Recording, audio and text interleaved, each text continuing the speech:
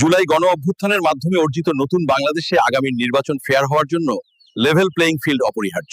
জামায়াত এই দাবিতে জাতীয় সমাবেশের ডাক দিয়েছে। চলুন আমরাও এই দাবিতে অংশ নিই। শাপলায় আমাদের ভাইদেরকে হত্যা করা হয়েছে, জুলাইয়ে আমাদের সন্তানদেরকে হত্যা করা হয়েছে। আমরা সকল গণহত্যার বিচার চাই। জামায়াত এ দাবিতে 19 জুলাই জাতীয় সমাবেশের ডাক দিয়েছে। আমি সেই সমাবেশে অংশ নিচ্ছি, আপনারা কি অংশ নেবেন? হ্যাঁ হুজুর, চলুন আমরা সবাই যাই। ঠিক বলেছেন ইমাম সাহেব।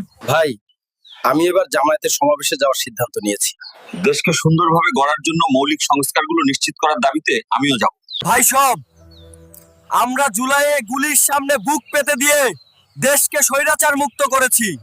জুলাই সনদ ও ঘোষণাপত্র না পাওয়া পর্যন্ত আমাদের আন্দোলন সম্পূর্ণ হবে না। তাই জুলাই সনদের দাবিতে আগামী 19 জুলাই আমরা সোহরাওয়ার্দী উদ্যানে জাতীয় সমাবেশে অংশ নিতে যাচ্ছি। আমার ছোট মেয়েটা বাবা বলা শিখেছে।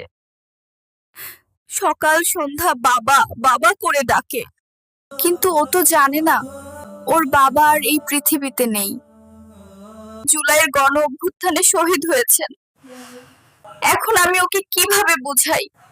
আচ্ছা ভাই, জুলাই গণ অভ্যুত্থানের পর নতুন বাংলাদেশে আবারও কি ফ্যাসিবাদ ফিরে আসতে পারে? বর্তমান নির্বাচন পদ্ধতিতে এই সুযোগ রয়েছে। এজন্য বিকল্প হিসেবে পিআর পদ্ধতিতে নির্বাচন হওয়া প্রয়োজন। শুনেছি জামায়াত পিআর পদ্ধতিতে নির্বাচনের দাবিতে 19 জুলাই জাতীয় সমাবেশের ডাক দিয়েছে।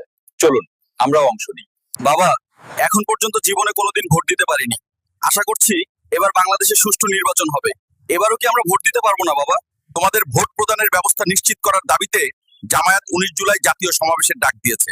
এই দাবি পূরণ হলে তোমরা অবশ্যই ভোট দিতে পারবে। প্রিয় দেশবাসী, আসসালামু আলাইকুম।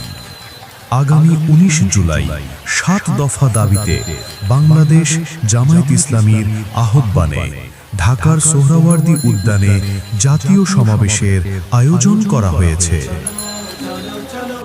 19 জুলাই ঢাকা চলো চলো চলো চলো চলো, জামাতের সমাবেশে ঢাকা চলো চলো চলো চলো চলো, জাতীয় সমাবেশে ঢাকা চলো।